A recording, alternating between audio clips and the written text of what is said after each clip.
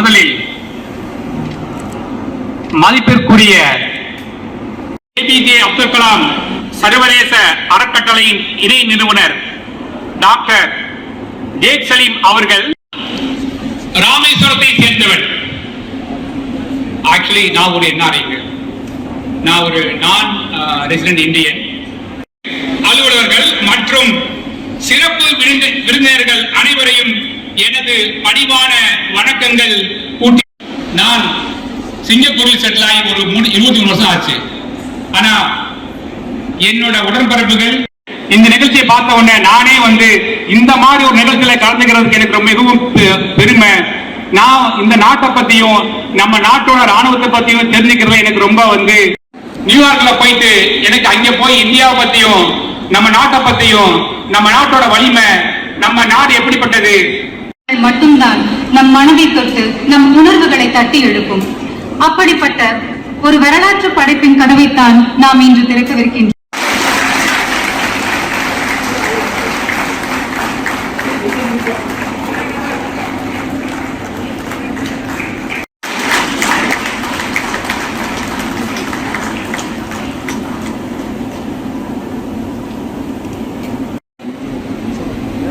Operation Sindoor தி untold story புத்தகம் இன்று அதிகாரப்பூர்வமாக தனது பயணத்தை தொடங்கிவிட்டது.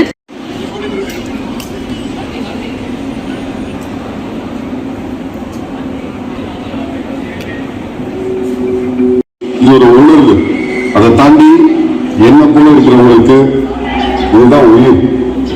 ஒரு முறையும் நம்மளோட தேசிய கொடியை பார்க்கும்போது நான் மேஜர் மதன்குமார். என்னுடைய அன்பான மதிய வணக்கம். மிக அற்புதமான ஒரு நேரத்தில் நம்முடைய மேஜர் மதன்குமார் அவர்கள் ஆபரேஷன் சிந்தூர் அதை தொகுத்து ஒரு புத்தகமாக ஆபரேஷன் சிந்தூர் தி அன்டோல்ட் ஸ்டோரி, எதற்காக ஆபரேஷன் சிந்தூர் தேவைப்பட்டது, ஒரு நாளும் கூட என்ன நிகழ்வுகள் நடந்தது, அதன் பிறகு எப்படி அது முடிவுக்கு வந்தது, அதே நேரத்தில் ஆபரேஷன் சிந்தூரினுடைய ஃபேஸ் 2 இன்டர்நேஷனல் லெவல்ல இந்தியா என்னவெல்லாம் நாம் செய்தோம், புரோபகேண்டா வார், பாகிஸ்தான் என்ன தவறுகளை எல்லாம் செய்தார்கள், அதே நேரத்தில் நம்முடைய டிஃபென்ஸ் இண்டஸ்ட்ரி பாதுகாப்பு தளவாட பொருட்கள் எந்த அளவுக்கு இந்தியா இன்னைக்கு உற்பத்தியில ஒரு முன்னோடி நாடாக இருக்கிறது, டெக்னாலஜி அனைத்தையும் தொகுத்து ஒரு புத்தகமாக இன்று வெளியிட்டிருக்கின்றோம். அருமை சகோதர சகோதரிகளே, ஜென்சி டு சோல்ஜர் என்கின்ற வார்த்தையை பயன்படுத்தினாங்க. என்னை பொறுத்தவரை ரத்தினம் காலேஜில் இந்த அரங்கத்தில் இருக்கக்கூடிய கல்லூரி மாணவர்கள் நீங்கள் எல்லோரும் முதல்ல இதை படிக்க ஆரம்பிக்கணும். நாட்டுக்காக நம்முடைய சோல்ஜர்ஸ் எப்படி கஷ்டப்பட்டு வேலை பார்க்கிறாங்க. பல நேரம் ஒரு பாராட்டுகளை கூட நாம் தெரிவிப்பது கிடையாது, ஆனாலும் கூட அவர்களுடைய வேலை நடந்து கொண்டே இருக்கிறது. இந்த புத்தகம் உங்களுக்கு ஏதோ ஒரு விதத்தில் ஒரு உத்வேகத்தை ஏற்படுத்தும், கல்லூரி மாணவர்களுக்கு ஒரு உத்வேகத்தை ஏற்படுத்தும். யாரோ ஒருத்தருக்கு ஒரு சின்ன பொறி வரும், இதன் மூலமாக நாமும் நம்முடைய இந்தியன் ஆர்மிக்கு வேலை பார்க்கணும், ஒரு யூனிஃபார்மை நம்முடைய உடம்பின் மீது உடுத்தணும், நம்முடைய பாரத தாய்க்கு நம்முடைய சேவையை கொடுக்கணும் அப்படிங்கிற ஒரு கண்டிப்பான ஒரு இன்ஸ்பிரேஷன் உங்களுக்கு வரும் என்கின்ற முழுமையான நம்பிக்கை எனக்கு இருக்கு. இந்த அரங்கம் எத்தனையோ நிகழ்வுகளை பார்த்திருந்தாலும் கூட இந்த நிகழ்வு ஒரு சாதாரண நிகழ்வு அல்ல. உணர்ச்சியை தூண்டக்கூடிய முக்கியமான மனிதர்கள் எல்லாம் இந்த மேடையின் மீது ஒரே இடத்துல நம்முடைய மேஜர் மதன்குமார் அவர்கள் அழைத்து அமர வைத்திருக்கின்றார். இதுல சில மனிதர்களை தனிப்பட்ட முறையில் நான் சந்தித்திருக்கின்றேன், இல்லம் தேடி சென்று சந்தித்திருக்கின்றேன். வரிசையாக இங்கிருந்து வரணும் அப்படின்னாங்க. இன்னைக்கு நம்ம மேடையின் மீது எனக்கு பக்கத்திலேயே அமர்ந்திருக்கக்கூடிய என்எஸ்ஜி கமாண்டோ பிரபாகர் அவர்கள் தேனி பக்கத்துல வாழ்ந்து கொண்டிருக்கின்றார். 2 ஆண்டுகளுக்கு முன்பு அவரை பார்க்க வேண்டும் என்று தோன்றியது. மேஜர் மதன்குமார் அவங்க எனக்கு அந்த லிங்க் கொடுத்தார். அவரை தேடி அவருடைய வீட்டுக்கு சென்றேன். ஒரு சின்ன வீடு, வீட்டுல காலையில நான் போகும் பொழுது அவருடைய குழந்தைங்க எல்லாம் ஸ்கூலுக்கு ரெடி ஆகி போயிட்டு இருந்தாங்க. அப்ப நம்ம கமாண்டோ உள்ள உட்கார்ந்து இருந்தாங்க. ஒரு 2 மணி நேரம் அவருடைய இல்லத்தில் அமர்ந்து அவருக்கு இந்த விபத்து எப்படி நடந்தது, என்ன காரணம், இன்னைக்கு எப்படி வாழ்ந்து கொண்டிருக்கின்றார்கள், இன்னைக்கு ஒரு குடும்ப தலைவனாக எப்படி தன்னுடைய குடும்பத்தை வழிநடத்தி கொண்டிருக்கின்றார்கள் என்று பார்க்கும் பொழுதுதான் எனக்கு அந்த சோகத்தை என்னால் புரிந்து கொள்ள முடிந்தது. ஒரு மனிதன் நாட்டிற்காக தன்னுடைய உயிரையும் கூட துச்சமாக மதித்து கொடுப்பதற்கு தயாரான ஒரு மனிதன் அதன் பிறகு அந்த மோசமான விபத்தின் காரணமாக ஒரு இடத்துல முடங்கி இருந்தாலும் கூட தன்னுடைய மனதை முடக்காம இன்னும் அதே ஆற்றலோடு அதே கம்பீரத்தோடு தன்னுடைய குடும்பத்தை வழிநடத்தி கொண்டிருக்கக்கூடிய கமாண்டோர் அந்த வீட்டுல தேனி பக்கத்துல சந்தித்து விட்டு வந்து எனக்கு 2 ஆண்டுகளுக்கு பிறகு மறுபடியும் இந்த மேடையிலே சந்திப்பதற்கு ஒரு பெரும் வாய்ப்பு. இவங்கெல்லாம் நமக்கு ஒரு லிவிங் இன்ஸ்பிரேஷன், ட்ரூ இன்ஸ்பிரேஷன். இவங்கெல்லாம் வந்தாங்க நாமெல்லாம் எந்திரிச்சு இருக்கணும். அந்த அளவுக்கு ஒரு மரியாதை கொடுக்க வேண்டிய ஒரு நபர் நம்முடைய கமாண்டோ அவர்கள். அவரையும் இந்த நிகழ்ச்சிக்கு அழைத்திருக்கக்கூடிய மேஜர் மதன்குமார் அவர்களுக்கு என்னுடைய நன்றியை தெரிவித்துக் கொள்கின்றேன். அதே போல இந்த கல்லூரியினுடைய சொந்தக்காரர் என்று சொல்வதை விட ஒரு தேசியம் சார்ந்த எந்த நிகழ்வுக்கும் கூட துணை இருக்கக்கூடிய அண்ணன் மதன் அவர்கள் நம்மோடு இருக்கின்றார்கள். அவருக்கும் என்னுடைய நெஞ்சார்ந்த வாழ்த்துக்களை, வணக்கங்களே. அல்ட்ரா சிமெண்ட் அந்த நிறுவனத்தினுடைய நிறுவனராக இருக்கக்கூடிய அண்ணன் சிவசாமி அவர்கள் தேசியத்தின் பக்கம் எப்பொழுதும் நிற்பவர். அவருக்கும் என்னுடைய வாழ்த்துக்களை, வணக்கங்களை தெரிவித்துக் கொள்கின்றேன். இன்னைக்கு கலாம் ஐயா house of Kalam, APJ Abdul Kalam ஐயா இன்டர்நேஷனல் பவுண்டேஷன், அதை மிகச் சிறப்பாக நடத்தி கொண்டிருக்கூடிய நம்முடைய அருமை சகோதரர் ஷேக் சலீம் அவர்கள். ராமேஸ்வரத்தில் இன்னைக்கு போனீங்கன்னா ஹவுஸ் ஆஃப் கலாமுக்கு நம்ம போய்த்து ஆகணும். அப்படிப்பட்ட ஒரு சிறப்பான ஒரு நிகழ்வு கலாம் ஐயாவுடைய மெமோரியல். இப்ப சமீபத்தில் பஹ்ரைன் எத்தனையோ நாடுகளுக்கு கலாம் ஐயாவுடைய பெருமை எல்லாம் எடுத்து சென்று கொண்டிருக்கின்றார்கள். ஷேக் சலீம் ஐயா அவர்கள் ராமேஸ்வரத்திலிருந்து இதுவரைக்கும் வந்திருக்கிறாங்க. அவர்களுக்கும் என்னுடைய நெஞ்சார்ந்த நன்றிகளை இந்த நேரத்தில் தெரிவித்துக் கொள்கின்றேன். லெப்டினன்ட் ஜெனரல் நரசிம்மன் சார் அவர்கள் இன்னைக்கு சிறப்பு விருந்தினராக இந்த நிகழ்வுக்கு வந்திருக்கிறாங்க. மெட்ராஸ் ரெஜிமெண்ட்ல எங்க இன்னைக்கு இந்த வீடியோவை பார்த்தோமோ அந்த ரெஜிமெண்ட்டை சார்ந்தவங்க. மெட்ராஸ் ரெஜிமெண்ட் நான் கேட்டேன், ஐயா வார்க்கரை என்ன அப்படின்னு. ஒரு ரெஜிமெண்ட்டுக்கு ஒரு வார்க்கரை இருக்கும். அதுக்கு அவங்க சொன்னாங்க வீர மெட்ராசி, அடி கொள்ளு அடி கொள்ளு அடி கொள்ளு அப்படின்னா ஒரு மெட்ராஸ் ரெஜிமெண்ட்னுடைய வார்க்கரை. நம்முடைய சோல்ஜர்ஸ் எல்லாம் ஒரு ஆபரேஷனுக்கு போறதுக்கு முன்னாடி that is how they charge themselves. அப்ப இப்பதான் சொன்னாங்க, எனக்கு அந்த வார்த்தையை கேட்கும் பொழுது ரிட்டையர் ஆனா கூட இன்னும் எனக்கு அந்த நிகழ்வுல இருப்பதை போல் இருக்கிறது. இன்னைக்கு லெப்டினன்ட் ஜெனரல் ஐயா அவருக்கும் என்னுடைய வாழ்த்துக்களை, வணக்கங்களை தெரிவித்துக் கொள்கின்றேன். ஐயா வரதராஜன் அவர்கள் இன்னைக்கு சிறப்பு விருந்தினராக சென்னையிலிருந்து இங்க வந்திருக்கிறார். மேஜர் முகுந்த் வரதராஜன் ஐயாவுடைய தந்தையார். இன்னைக்கு அமரன் திரைப்படம் வந்த பிறகு மேஜர் முகுந்த் வரதராஜன் அவர்கள் பட்டி தொட்டி எல்லாம் எல்லா வீடுகளுக்கும் போயிட்டாங்க. ஆனா தன்னுடைய மகனை இந்தியன் ஆர்மிக்கு கொடுத்து ஒரு வீர மரணம் அடைந்த பிறகு இன்னைக்கு வரதராஜன் ஐயா அவர்களும் அவருடைய துணைவியார் அவர்களும் அதே கம்பீரத்தோடு அவர்கள் வாழ்ந்து கொண்டிருக்கின்றார்கள். எல்லா இடத்துலையும் கூட நமக்கு ஒரு ரியல் டைம் இன்ஸ்பிரேஷனா இருக்கிறாங்க. ஐயா அவர்களையும் ஒரு நாள் உணவுக்கு ஒரு 2 மணி நேரம் சந்திப்பதனுடைய பாக்கியமாக கருதி ஒரு 2 மணி நேரம் அவர் துணைவியார் ஐயாவோடு ஒரு 2 மணி நேரம் இருந்தது என்னுடைய வாழ்க்கையில மறக்க முடியாத ஒரு தருணம். ஐயா நிறைய கேள்விகள் அன்னைக்கு உங்களுக்கு கேட்டேன்.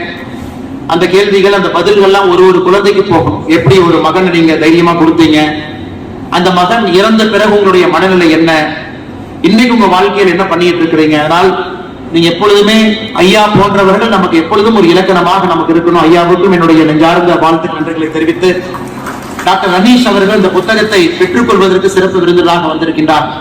டாக்டர் ரனீஷ் அவர்களுக்கும் என்னுடைய வாழ்த்துக்களை, வணக்கங்களை தெரிவித்து மிக முக்கியமாக இந்த புத்தகத்தை எழுதியவர் இந்த நிகழ்ச்சியினுடைய கதாநாயகனாக இருக்கக்கூடிய மேஜர் மதன்குமார் அவர்கள்.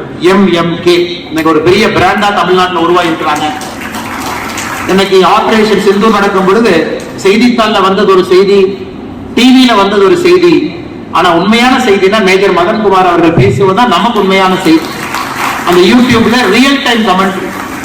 எனக்கு தெரிஞ்ச இந்த சிந்தூர் டே 1 டே 2 24 மணி நேரமும் லைவ்ல இருந்தார். அந்த ஃபர்ஸ்ட் 2 நாள் பாத்தீங்கன்னா தொடர்ச்சி. ஏன்னா அந்த நேரத்துல தான் நம்முடைய எனிமி நிறைய ப்ரொபகேண்டா பாட்ஸ் வச்சுக்கிட்டு தவறான ஒரு முன்னுதாரணத்தை உலக மீடியா சேனல்ல நம்முடைய ஆர்மியின் மீது, நம்முடைய சோல்ஜர்ஸ் மீது, நம்முடைய படை பரிவாரத்தின் மீது தவறான ஒரு செய்தியை இன்டர்நேஷனல் லெவல்ல கட்டமைக்க ஆரம்பிக்கும் பொழுது அது லோக்கல்லையும் பரவ ஆரம்பித்தது. மக்களுக்கு ஒரு சின்ன பயம் வர ஆரம்பித்தது. மேஜர் மதன்குமார் அவர்கள் போன்றவர்கள் ஒரு யூடியூப் சேனல் உட்கார்ந்து எந்த எதிர்பார்ப்பும் இல்லாம ஆபரேஷன் சிந்தூருடைய ஆரம்ப காலகட்டத்தில் தொடர்ச்சியா பேசிக்கிட்டே இருந்தாங்க. என்ன அம்யூனிஷன் யூஸ் பண்றோம், என்ன குண்டது, அந்த மோட்டார் எங்கிருந்து வருது, யார் தயாரிக்கிறாங்க, எது மேட் இன் இந்தியா, பாகிஸ்தான் என்ன செய்யறாங்க, எப்படி தோற்று கொண்டிருக்கின்றார்கள், டர்க்கி சைனா எப்படி ஹெல்ப் பண்றாங்க, எப்படி நம்முடைய வீரர்கள் அதை உடைத்துக் கொண்டிருக்கின்றார்கள் என்று ரியல் டைம் ஒரு கமெண்ட்ரி கொடுத்து தமிழகத்தினுடைய எல்லா குடும்பத்துக்கும் இன்னைக்கு ஒரு சின்ன மகனாக இருக்கிறார்கள் நம்ம மேஜர் மதன்குமார் அவர்கள். காரணம், தேசியத்தை இந்த மண்ணில சரியாக சொல்பவர்கள் ரொம்ப குறைவான மனிதர்கள் மட்டும்தான் இருக்கிறாங்க. அதனால் மேஜர் மதன்குமார் அவர்கள் இன்னைக்கு ஒரு புத்தகமாக நம் கண் முன்னால் இதை கொடுத்திருந்தாலும் கூட இன்னும் நிறைய புத்தகங்களும் நிறைய சேவையும் தமிழக மக்களுக்கு மேஜர் மதன்குமார் அவர்கள் மூலமாக தேவைப்படுகிறது. இதோடு நிற்காம இன்னைக்கு மேடையிலேயே அடுத்தது அறிமுகப்படுத்திட்டார். 35 எபிசோடு மெட்ராஸ் ரெஜிமெண்ட்ல எப்படி ட்ரைனிங்ல இருந்து என்ன நடக்குது, சோல்ஜர்ஸ் எப்படி உள்ள வாழ்றாங்க, அவங்க மனநிலை என்ன, எந்த ஸ்பிரிட்டோடு நம்முடைய நாட்டிற்கு சேவை செய்வதற்கு தயாராக இருக்கிறாங்க. ஒரு 35 எபிசோட் ஒரு சனி ஞாயிறும் வரும் பொழுது நிச்சயமா எத்தனையோ குழந்தைகளுக்கு இந்தியன் ஆர்மியை பற்றி, அவங்களுக்கு இன்னைக்கு ஒரு அக்னி வீரராக உள்ள போகணும் அப்படின்னா, ஒரு சோல்ஜராக மட்டுமல்ல லீடராகவும் ஒரு கேப்டனா உள்ள லெப்டினன்டா உள்ள என்டர் ஆகணும். அது எல்லாருக்கும் கூட நிச்சயமாக இந்த 35 எபிசோட்ல விடை இருக்கும் என்று முழுமையாக நான் நம்புகின்றேன். அதனால் மேஜர் மதன்குமார் அவர்களுக்கு இந்த புத்தகத்தை எழுதி நமக்கு நாட்டு மக்களுக்கு படைத்ததற்காக உங்களுக்கு என்னுடைய சிறப்பு வணக்கத்தையும் நன்றிகளையும் இந்த நேரத்தில் தெரிவித்துக் கொள்கின்றேன். அதே போல முன்னிறுக்கையில் இருக்கக்கூடிய அண்ணன் இந்து மக்கள் கட்சியினுடைய நிறுவன தலைவர் அண்ணன் அர்ஜுன் சம்பத் அவர்கள் இந்த கோயம்புத்தூர் பகுதியில நிறைய கோவில்களுக்கு தொடர்ந்து ஒரு தனி மனிதனாக நிறைய உழைப்பை தன்னுடைய சொத்தை எல்லாம் வாரி வழங்கி கொண்டிருக்கக்கூடிய அண்ணன் அன்பு அவர்களுக்கு இருக்கிறாங்க. அவர்களுக்கு, வசந்தராஜன் அவர்களுக்கு, நம்முடைய சிறப்பு அழைப்பாளராக வந்திருக்கக்கூடிய சுவாமிஜி அவர்களுக்கு, எல்லா சிறப்பு விருந்தினர்களுக்கு, பத்திரிகை நண்பர்களுக்கு, இந்த கல்லூரியினுடைய மாணவ செல்வங்களுக்கு எல்லோருக்கும் மற்றும் ஒரு முறை என்னுடைய வணக்கத்தை தெரிவித்துக் கொள்கின்றேன். இங்க கலாம் ஐயாவுடைய வழித்தோன்றலாக ஷேக் சலீம் ஐயா இருக்கிறார். மேடம் இந்திரா காந்தி அவர்கள் இந்தியாவுடைய பிரதமராக இருந்த பொழுது ஒரு முறை கலாம் ஐயா இருக்கக்கூடிய அந்த மீட்டிங்ல இந்திரா காந்தி அம்மா இருக்கிறாங்க, பிரைம் மினிஸ்டரா வர்றாங்க. அப்ப கலாம் ஐயா அங்க இருக்கிறாங்க. இந்திரா காந்தி அவர்கள் வந்த பிறகு கலாம் ஐயா ஒரு எக்ஸ்பிளனேஷன் கொடுக்குறாங்க இந்திரா காந்தி அம்மையார் அவர்களுக்கு 1980 ஆரம்ப காலகட்டத்தில். அப்ப நிறைய பேசும்போது இந்திரா காந்தி அம்மா ஒன்று மட்டும் கலாம் ஐயாவை பார்த்து சொல்றாங்க, 2 இடத்துல தன்னுடைய கையை வைத்து புள்ளியை வைக்கிறாங்க. என்னைக்கு இந்தியா இங்கிருந்து இந்த இடத்துக்கு ஒரு மிசைல் அனுப்ப முடியும் மிஸ்டர் கலாம் சொல்லுங்க அப்படிங்கிறாங்க. ஆனா இந்திரா காந்தி அம்மா அவர்கள் கை வைத்த அந்த புள்ளிக்கு இருக்கக்கூடிய தூரம் பாத்தீங்கன்னா 5000 கிலோமீட்டர். அன்னைக்கு ஒரு 5000 கிலோமீட்டர் போகக்கூடிய அளவுக்கு நம்மளுக்கு ஏவுகணை கிடையாது. கலாம் ஐயா பல இடத்துல இதை பத்தி சொல்றாங்க. ஒரு நாட்டினுடைய பிரதமர் எங்களுக்கு கொடுத்த டார்கெட்டே 1980 ஆரம்ப காலகட்டத்துல 5000 கிலோமீட்டர் பறக்கக்கூடிய ஏவுகணையை நீங்க வேகமா உற்பத்தி பண்ணணும், நம்ம நாட்டுக்கு அது ரொம்ப முக்கியம் அப்படின்னு. அதன் பிறகு ராஜீவ் காந்தி அவர்கள் நாட்டினுடைய பிரதமரா வர்றாங்க. கலாம் ஐயா பல இடத்துல டிஆர்டிஓ செக்ரட்டரியா, டிஃபென்ஸ் செக்ரட்டரியா, சயின்டிபிக் அட்வைசரா பல இடத்துல பார்க்கும் பொழுது ராஜீவ் காந்தி ஐயா அடுத்து கலாம் ஐயா முன்னாடி இன்னொன்னு வைக்கிறார். ராஜீவ் காந்தி அவர்கள் கேட்டது T-3 அப்படிங்கிற கான்செப்ட் கேட்கிறார். இன்னைக்கு ஒரு பொலிட்டீஷியன், நம்முடைய prime minister, politicians, political executive பவர்ல இருக்கிறவங்க இன்னைக்கு கலாம் ஐயாவை போன்ற சயின்டிஸ்டுக்கு ஒரு நியூக்ளியர் வெப்பனை ரெடி பண்ணி லான்ச்சுக்கு ரெடி பண்ணுங்கன்னா, அப்ப இந்தியாவோட நியூக்ளியர் வெப்பனை அந்த காலகட்டத்தில் இல்ல. ஆனா ராஜீவ் காந்தி அவருடைய கனவு எப்படி இருந்ததுன்னா, நியூக்ளியர் வெப்பன் நம்ம செஞ்சு 3 நாள்ல நம்ம லான்ச் பண்ற அளவுக்கு அந்த T-3 பிளான் கொண்டு வாங்க அப்படின்னு. அதையும் கலாம் ஐயா பல இடத்துல சொல்றாங்க. அதன் பிறகு 1980 காலகட்டத்தில் பிரதம மந்திரிகள் மாறிக்கிட்டே இருக்கிறான். யாருக்கும் அந்த பெரிய விஷன் இருக்கா அப்படிங்கிற கேள்வி இருந்த பொழுது கலாம் ஐயா பொறுமையா ஒரு பிரைம் மினிஸ்டர்ட்டி உட்கார்றாங்க.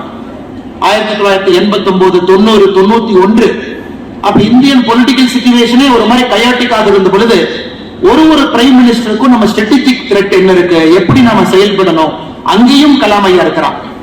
PV நரசிம்மராவ் அவர்கள் 1991 இந்தியாவுடைய பிரதமராக நரசிம்மராவ் ஐயா வந்து அமரும் பொழுது கலாம் ஐயா ரொம்ப நெருக்கமாக நரசிம்மராவ் ஐயாவோடு பணிபுரிகின்றார்கள். அப்ப சைனா த்ரெட் ரொம்ப ஆழமா 2 பேரும் பாக்குறாங்க.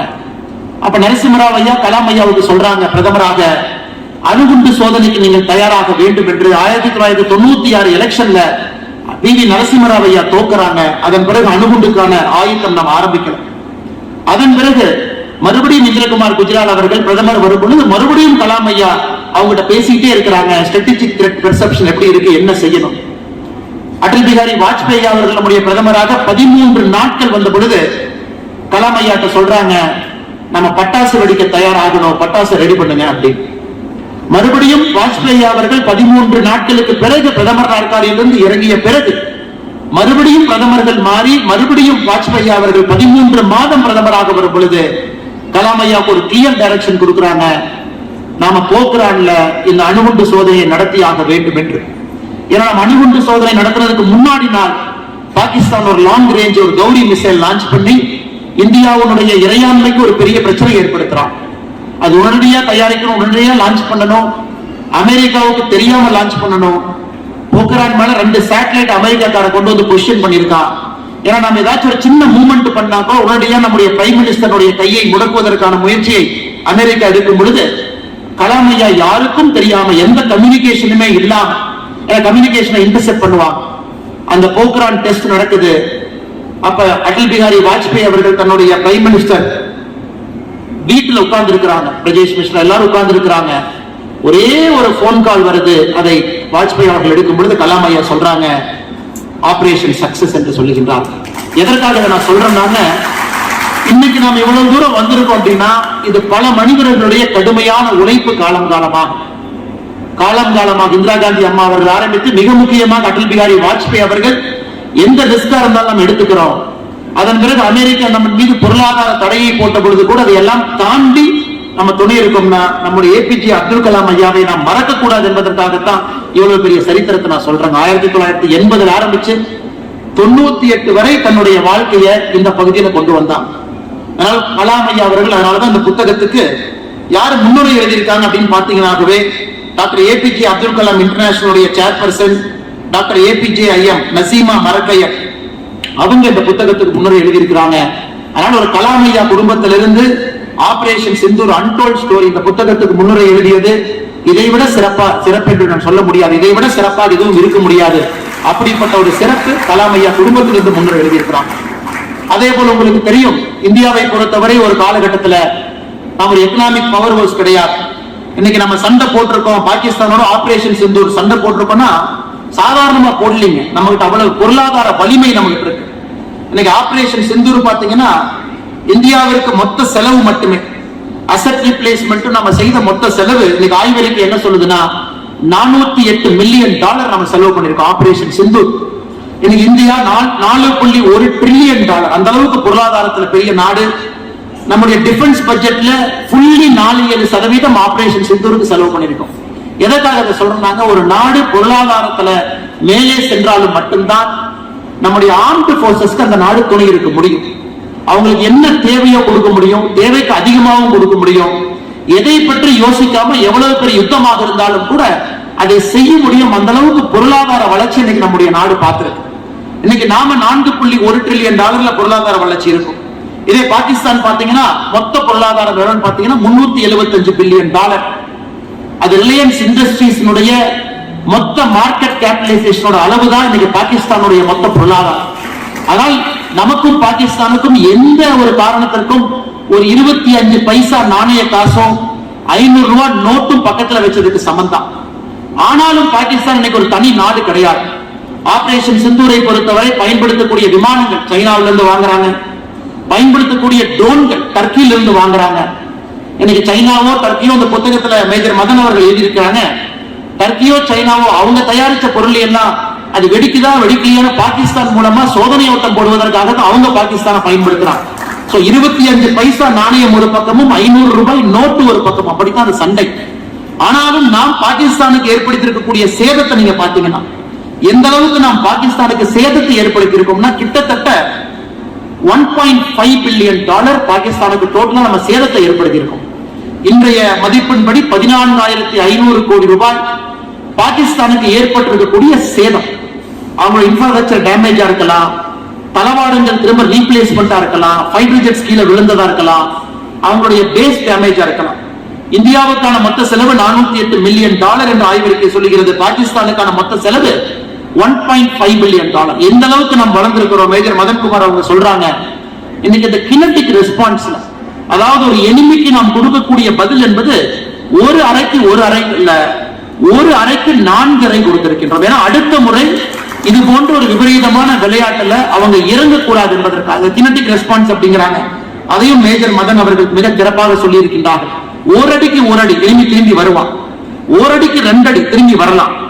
ஆனா ஓரடிக்கு 4 அடி கொடுத்ததன் மூலமாக இன்னொரு முறை பாகிஸ்தான் இதை முயற்சி செய்தால் விபரீதம் மிக மோசமாக இருக்கும் என்பதற்கான நம்முடைய ஆபரேஷன் சிந்தூருடைய டோட்டல் ஆக்ஷன் பிளான் அந்த மாதிரி இருந்திருக்கு.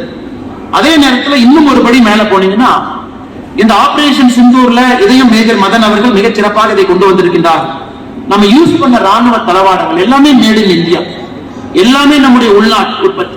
ஏபிஜே அப்துல் கலாம் ஐயாவை போன்றவர்கள் DRDOல அவங்க போட்ட அந்த பவுண்டேஷனல் டாக்டரின் இன்னைக்கு நாம சொந்தமா நம்முடைய தளவாடங்களை உற்பத்தி செய்யும் அளவுக்கு வந்திருக்கின்றோம். நீங்க பாருங்க, நம்முடைய மோடி அவர்கள் இந்த நாட்டினுடைய பிரதமராக பொறுப்பேற்ற பிறகு ஒரு ரெசல்யூட்டான ஒரு டிஃபென்ஸ். நம்முடைய பிரதமர் மோடி அவர்களை பொறுத்தவரை இன்னைக்கு பிரைம் மினிஸ்டரா இருக்கிறவங்க 2014 இருந்து நாட்டினுடைய செக்யூரிட்டி காம்ப்ரமைஸுக்கு எந்த இடத்திலும் கூட எங்கேயும் ஒரு சின்ன இடம் கூட கொடுக்கல. அது ஒரு இடத்தையும் அங்கே நடக்கும் பொழுது உடனுக்குடனாக பதிலடி. இன்னைக்கு 2022 financial year 2022 total Indian defence industry export பாருங்க 12,000 கோடி, 23 15,000 கோடி, 24 21,000 கோடி, 25 23,000 கோடி, அப்படியே வளருது. ஆனா ஆபரேஷன் சிந்தூருக்கு பிறகு நம்முடைய டிஃபென்ஸ் இண்டஸ்ட்ரி பாத்தீங்கன்னா 23,000 கோடியிலிருந்து 38,000 கோடி போகுது. ஏன்னா ஆபரேஷன் சிந்தூர்ல எல்லாத்தையும் பார்த்துட்டாங்க. நம்முடைய ராணுவ தளவாடங்களை உலக நாடுகள் பார்த்துட்டாங்க. இன்னைக்கு நம்முடைய பிரம்மோஸ் வியட்நாம் வாங்குறாங்க, இந்தோனேஷியா வாங்குறாங்க. ஆகாஷ் ஏர் டிஃபென்ஸ் சிஸ்டம் கிட்டத்தட்ட 95% இன்டரப்ஷன் ரேட், அத பல சமயம் சவுத் அமெரிக்கன் கண்ட்ரீஸ் அதை வாங்குறாங்க. அதே போல லாய்டரிங் முனிஷன், நேத்ரா உன்னுடைய ஏர்போர்ன் ஏர்லி வார்னிங் சிஸ்டம் பல நாடுகள் நம்ம கிட்ட பேச்சுவார்த்தை பண்றாங்க. ஆபரேஷன் சிந்தூர்ல நாம் எதிரிக்கு நாம் பதிலடி மட்டும் கொடுக்கல, நம்ம நாட்டினுடைய ராணுவ தளவாட உற்பத்தியினுடைய திறன், குவாலிட்டி ஆஃப் இன்ஃப்ரா எந்த அளவுக்கு நம்ம வச்சிருக்கோம், அதையும் கூட உலக நாடுகளுக்கு இன்னைக்கு ஒரு சிம்ம சொப்பனமாக நம்முடைய நாடு மாறி இருக்கிறது என்பதையும் கூட இந்த புத்தகத்துல தான். இந்த புத்தகம் எனக்கு பிடிச்சதுங்க, இட்ஸ் a complete compendium. என்னைக்கு பெஹல்காம்ல ஆரம்பிச்சது, ஏன் நடந்தது, அந்த ரெசிஸ்டன்ஸ் ஃப்ரண்ட் யாரு, லஷ்கர்-இ தொய்பால இருந்து ஏன் அதை செஞ்சான், அவனுடைய நோக்கம் என்ன, அங்கிருந்து ஆரம்பிச்சு ஏன் ஆபரேஷன் சிந்தூர் செஞ்ச முதல் நாள் என்ன நடந்தது, நம்முடைய தாக்குதல் என்ன, பாகிஸ்தான் ரெஸ்பான்ஸ் என்ன, இரண்டாவது நாள், மூன்றாவது நாள், 13 நாட்கள் போறாங்க. அதன் பிறகு phase 2 வர்றாங்க. அதன் பிறகு நம்முடைய ராணுவ தளவாட உற்பத்தி அந்த மையங்களை சுட்டிக்காட்டி மேஜர் மதன் அவர்கள் எழுதியிருக்கின்றார். அதனாலதான் நான் சொன்னேன், இது ஒரு கம்ப்ளீட் புக் என்று சொன்னேன். எல்லா விஷயங்களையும் கூட முழுமையாக அதில் எழுதியிருக்கிறார். அதே நேரத்தில் எனக்கு ரொம்ப ஆச்சரியமான விஷயம், இந்த புத்தகத்துல மேஜர் மதன் அவர்கள் குறிப்பிட்டிருக்கக்கூடிய சில விஷயங்கள். சாப்டர் 1 30ஆம் பக்கத்துல pulse of a wounded nation சொல்றாங்க. எப்படி பெஹல்காம் நடந்து அப்பாவி பொதுமக்கள் பெஹல்காம்ல இறந்தாங்களோ, அப்பாவி பொதுமக்கள் எல்லோரும் புகைப்படங்கள் இங்க இருக்கு. ஆபரேஷன் சிந்தூர்ல நமக்காக உயிர் நீத்த வீரர்களுடைய புகைப்படம் எல்லாம் அஞ்சலி செலுத்தி இங்க இருக்கின்றோம். அதுல சொல்றாங்க, பெஹல்காம் நடந்து முடிந்த பிறகு காஷ்மீர்ல இருக்கக்கூடிய நிறைய மாஸ்க்ல அவங்களுடைய ஃப்ரைடே செர்மன்ல அங்க இருக்கக்கூடிய முஃப்டிஸ், அங்க இருக்கக்கூடியவங்க என்ன பேசினாங்கன்னா, யார் ஒருவன் அப்பாவி பொதுமக்களை கொண்டிருக்கின்றார்களோ அவர்கள் எல்லோரும் அல்லாஹ்வுக்கு எதிரானவன் மட்டும்தான். அதனால காஷ்மீர்ல அப்பாவி பொதுமக்களை கொன்றுவிட்டு ஜிஹாத் என்று சொன்னால் நாங்கள் இதை ஏற்றுக்கொள்ள மாட்டோம், இதற்கு பழி தீர்க்க வேண்டும் என்று காஷ்மீர்ல எத்தனையோ மசூதியில அவர்கள் பேசியிருப்பதையும் கூட நம்முடைய மேஜர் மதன் அவர்கள் இந்த புத்தகத்துல சுட்டி காட்டியிருக்கிறார். லால் சவுக்ல ஒரு பேனர், அவர் guest were killed, Kashmir is wounded, do justice, punish the killers. அவங்க இந்திய அரசுகிட்ட சொல்றாங்க, எங்களுடைய உள்ளே வந்த விருந்தினர்களை கொண்டிருக்கின்றார்கள், உடனடியாக அதற்கு பழி தீர்க்க வேண்டும் என்று. இதுல இன்னொரு ஆச்சரியமான விஷயம், மேஜர் மதன் அவர்களை பொறுத்தவரை இந்த புத்தகத்துல ராமாயண மகாபாரதத்தை ஒரு தீமா இந்த புத்தகம் முழுவதுமே கொண்டு போறாங்க. ராமாயணம், மகாபாரதம், நம்முடைய அர்த்த சாஸ்திரம், கௌட்டில்யா அவர்கள் சொல்லி இருப்பது எல்லாத்திலுமே பிளானிங், ஸ்ட்ராட்டஜிக் டிஃபென்ஸ், அது எப்படி இன்னைக்கு இந்தியன் ஆர்மி தன்னுடைய டாக்டரின்குள்ள கொண்டு வருது. இன்னைக்கு ப்ராஜெக்ட் உத்பவ், இந்தியன் ஆர்மி அர்த்த சாஸ்திரம் இருக்கக்கூடிய நல்ல நல்ல விஷயங்களை லீடர்ஷிப் ட்ரைனிங் குள்ள கொண்டு வர்றாங்க. இவ்வளவு விவரமாக ஒரு புத்தகத்தை ஒரு மனிதன் சொல்லி இருக்க முடியும் என்றால் இந்த புத்தகத்துல நம்முடைய மேஜர் மதன் அவர்கள் சொல்லி இருக்கக்கூடிய ஆபரேஷன் சிந்தூர் தி அன்டோல்ட் ஸ்டோரி.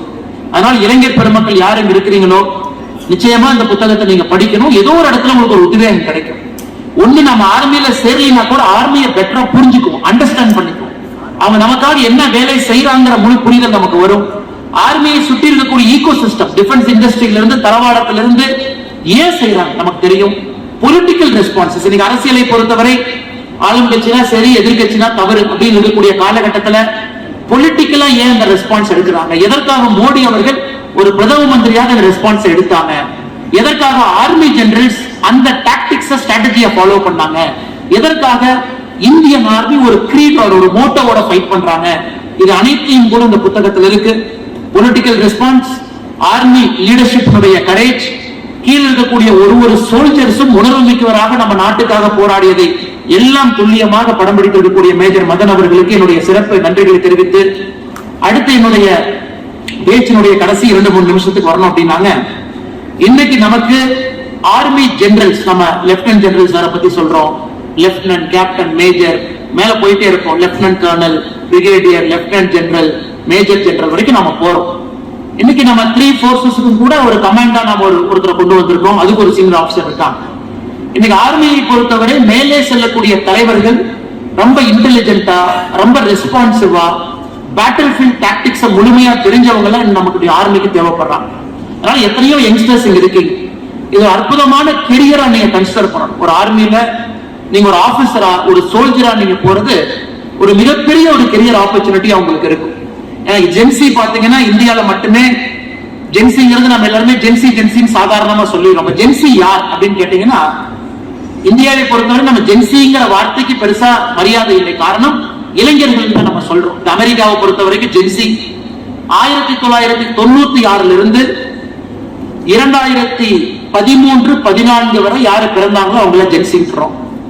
2013-14 இருந்து 2025 வரைக்கும் யாரு பிறந்தாங்களோ அவங்கள ஜென் ஆல்பா. 2026 இருந்து யார் பிறந்திருக்காங்களோ அவங்க ஜென் பீட்டா. ஜென் பீட்டா வந்துருச்சுங்க, அடுத்து வந்துட்டாங்க. இப்ப நிறைய பேருக்கு நம்ம பேசினாவே, ஆனா நான் ஜென்சி, என்கிட்ட வேற மாதிரி பேசுங்க அப்படின்னு நம்ம இளைஞர்கள் சொல்றதை நான் பல இடத்துல கவனிக்கிறேன். இன்னைக்கு குறிப்பா ஜென்சி டு சோல்ஜர்னு சொல்றாங்க. ஜென்சி உங்களுக்கு ஒரு பெரிய பர்பஸ் வேணும். இன்னைக்கு லைஃப்ல உங்களுக்கு ஒரு பெரிய பர்பஸ் நீங்க தேடிட்டு இருக்கீங்க, நமக்கு நல்லா தெரியும். ஒரு மனிதனாக, ஒரு ஆளுமையாக ஒரு மாற்றத்தை கொடுக்க வேண்டும் என்று ஜென்சி விரும்புறீங்க.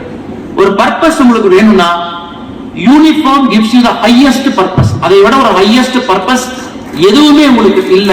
காரணம், உங்க ஈகோவை தாண்டி இன்னொரு விஷயத்துக்காக நீங்க களத்தில் நிற்கிறீங்க. சோ மேடையில் இருக்கிறவங்க எல்லாம் எல்லோருமே ஒரு விதத்துல யூனிஃபார்ம் போட்டவங்க. அதனால ஜென்சி இன்னைக்கு நீங்க சோல்ஜர் ஆகவோ அல்லது உள்ள நீங்க ஒரு லீடர் ஆகவோ இந்தியன் ஆர்மிக்கு நீங்க போகணும் அப்படின்னா, நீங்க இன்னைக்கு யூனிஃபார்ம் சர்வீசஸ் ஒரு கிரெடிபிள் ஆப்ஷனா நீங்க பார்க்கணும். அதை நீங்க சர்வ் பண்ண போகணும். மேஜர் மதன் அவர்கள் ஒரு சிறந்த உதாரணம். 2003 இந்தியன் ஆர்மிக்குள்ள போறாங்க, இஎம்இ உள்ள போறாங்க. 2009 6 வருஷம் தான் இருக்கிறாங்க. 2003, 4, 5, 6, 7, 8, 9 7 வருஷம் இருக்கிறாங்க. 7 வருஷம் இருந்ததுக்கு அப்புறம் அவர் ஆர்மியை மறந்துடல. அவர் யூனிஃபார்ம் கழட்டிட்டு குட் பை சொல்லிங்க. 7 வருடம் இருந்த பிறகு அந்த 7 வருஷத்துல பாருங்க, operation Rakshak medal, Sainya Seva medal, high altitude medal, army commanders commendation card, counter terrorism operation, delta force, Rashtriya rifle, Poonch, Pathankot, Doda, Jammu and Kashmir, பஞ்சாப்ல வேலை பார்த்திருக்காங்க. அதன் பிறகு வெளியே வந்த பிறகு எக்ஸ்எல்ஆர்ஐக்கு போறாங்க, எம்பிஏ படிக்கிறாங்க. ஜம்ஷெட்பூர்ல போய் ஸ்டடி பிரேக் எடுத்து எக்ஸ்எல்ஆர்ஐ எம்பிஏ படிச்சுட்டு பெரிய பெரிய நிறுவனத்துக்கெல்லாம் வேலை பார்க்கறாங்க. Coca Cola, Nestle, Mars chocolate, Varun beverage எல்லாம்.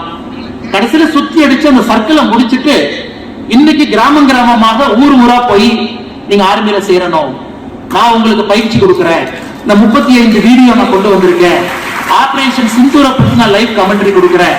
போன மாதம் கூட பார்த்தேன், இஸ்ரேல் எங்கேயோ பார்டர்ல சுத்திக்கிட்டு இருந்தாங்க. அவருடைய சமூக வலைதளத்தை பார்த்தேன், இஸ்ரேல் பார்டர்ல எங்கேயோ அந்த பக்கம் சுத்திக்கிட்டு இருந்தார்.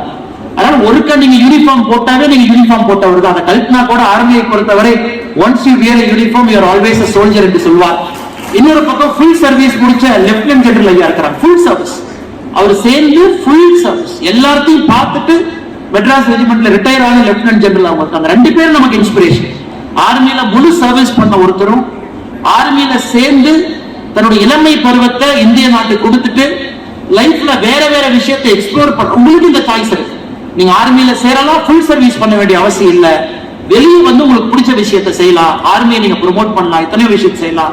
அல்லது லெப்டினன்ட் ஜெனரல் நரசிம்மன் ஐயா மாதிரி ஃபுல் சர்வீஸ் நீங்க பண்ணலாம். 2 பேரும் உங்களுக்கு ஒரு ஆகச்சிறந்த உதாரணமாக இங்க இருக்கிறாங்க. ஆர்மியினுடைய கிரீடோ லெப்டினன்ட் ஜெனரல் சொன்னாங்க, there is no greater glory than dying for your nation. Major Mukund Varadarajan அவர்களுடைய கருத்து, ஒரு ஹையஸ்ட் குளோரி இந்த நாட்டிற்காக தன்னுடைய உயிரை விடுவது. இன்னைக்கு அது படமாக வந்த பிறகு அதை தத்ரூபமாக பார்ப்பதற்கு ஒரு வாய்ப்பு. நமக்கு தெரியும் எந்த அளவுக்கு அந்த மனுஷன் அந்த ராஷ்டிரிய ரைபிள்ஸ்ல பல இடத்துல போராட்டத்தின் பொழுது உயிரை துச்சமாக மடிச்சு பணி செய்தார்கள். ஆனால் சில பேருக்கு அந்த வாய்ப்பும் கிடைக்கும். பாரத அன்னைக்காக, இந்த நாட்டிற்காக நம்முடைய ரத்தத்தை கொடுப்பதற்கு அந்த வாய்ப்பும் சில பேருக்கு கிடைக்கும். எத்தனையோ பேருக்கு இந்த நாட்டை முழுமையாக சேவை செய்வதற்கு ஒரு வாய்ப்பு கிடைக்கும். எந்த வாய்ப்பு கிடைத்தாலும் கூட அது ஆண்டவனுடைய கட்டளை, இதை ஏற்றுக்கொள்வோம். எல்லோரையும் பாராட்டுவோம், எல்லோரையும் போற்றுவோம். மற்றும் ஒரு முறை மேஜர் மதன்குமார் அவர்களுக்கு இந்த சிறப்பான நிகழ்ச்சியை ஏற்பாடு செய்து எல்லோரையும் ஒரு மேடையில் அழைத்து வந்து அமர வைத்து நல்ல மனிதர்களை எல்லாம் முன்னிறுத்தியில் அமர வைத்து பத்திரிகை நண்பர்கள் இருந்து நம்முடைய கல்லூரி நண்பர்கள் எல்லாம் ஒரே இடத்துல கூட்டிட்டு வந்து அமர வைத்து ஒரு பெரிய நிகழ்ச்சியை சிறப்பாக செய்து கொண்டிருக்கின்றீர்கள். ஆனால் உங்களுடைய இந்த 35 எபிசோடுக்கு வெயிட் பண்ணிட்டு இருக்கிறோம். அதை எப்படி நீங்க அதை கொண்டு வர்றீங்க? All of us are excited. Training நாங்க யாரும் உள்ள போய் பார்த்ததில்லை. அந்த நேரா விஷுவல் மீடியத்துல எங்களுக்கு வந்து சனிக்கிழமை ஞாயிற்றுக்கிழமை கொடுக்க போறீங்க. அது எத்தனையோ இளைஞர்களை மோட்டிவேட் பண்ண போது மறுமுறை பிரபாகர் சாருக்கு என்னுடைய you are a true inspiration sir, you are a true inspiration for who you are. குழந்தைகளை நீங்க காலையில சூப்பரா மேக்கப் எல்லாம் போட்டு இன்னைக்கு வீட்டுல ஸ்கூலுக்கு அனுப்பி வச்சுட்டு இருந்தீங்க. அந்த நேரத்துல கரெக்டா நான் வீட்டுக்குள்ள போனேன். ஒரு அப்பா ஒரு குழந்தை 2 பேருக்கு இருக்கக்கூடிய ஒரு பாசம். அந்த அப்பா ஆண்டவன் கூட இருப்பதை முழுமையா ஏற்றுக்கிட்டு தன்னுடைய வீட்டுல ஒரு சிறந்த குடும்ப தலைவனாக இருக்கக்கூடிய ஒரு நிகழ்வு. அவர் வெளியே நடக்கும் போதெல்லாம் 4 பேர்த்தை இன்ஸ்பயர் பண்றாங்க. Keep inspiring lot of us sir. Thank you so much for coming. எல்லோருக்கும் நன்றி தெரிவித்து என்னுடைய உரையை முடித்துக் கொள்கின்றேன். நன்றி, வணக்கம், ஜெய்ஹிந்த்.